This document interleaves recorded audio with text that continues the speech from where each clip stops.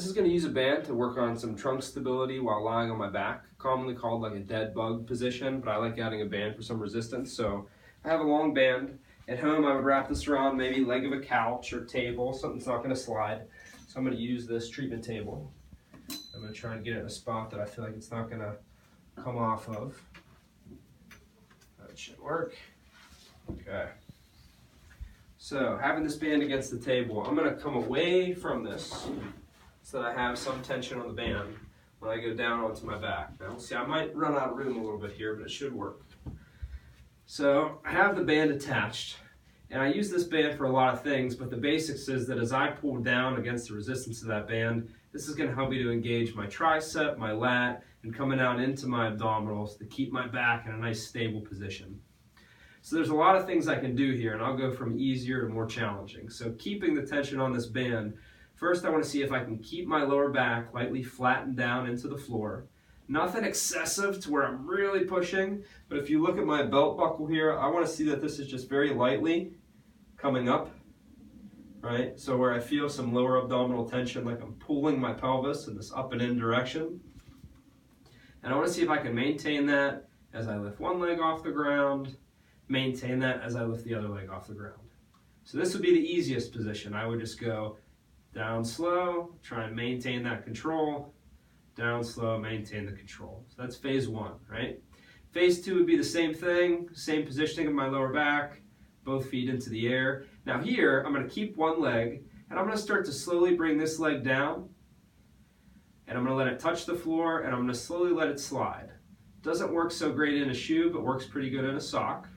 And then if I get to a point where I feel like I can't really maintain that control and I feel myself quivering, that's far enough, I'll come back up. Same thing, before I move, I kind of reset, make sure I have my lower back flat into the floor.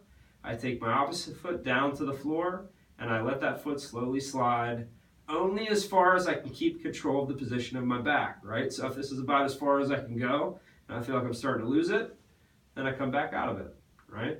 As I get better, I may be able to take this leg further and further away and still keep that position of my back and come back up. Right, so phase two is the foot slide. Now phase three is the same thing, but my foot stays in the air. So now my foot is hovering, which is obviously a little more challenging. So this is all just adding tension or adding stress from my lower body, maintaining stable upper body. Now I could do the same stuff, right, keeping my legs still and letting my arms be pulled back. Now this band is a little bit loose right now because I'm not far enough away, but normally I would have tension still here in the band, and I could come back to this position. So I can do my arms, right? Not having this slack in the band, I would be further away. So ideally I'd be all the way down here, maybe even a little further than this room allows, so that I wouldn't have this slack in the band, right? And then I can combine the two together. So I could do my one leg slide as my opposite arm would go away, but I'm hitting the wall, right? And same thing here, arm and leg opposite, not hitting the wall.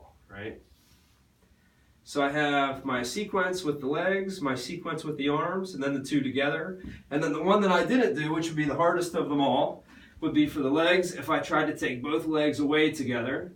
Same thing, stopping short of losing the positioning of my back. And then obviously adding this in with the arms, even without resistance, is pretty challenging. So that's one, if I'm going to do that, I'm probably not going to go through as much range of motion because it's not going to take much for my back to be pulled up off the ground.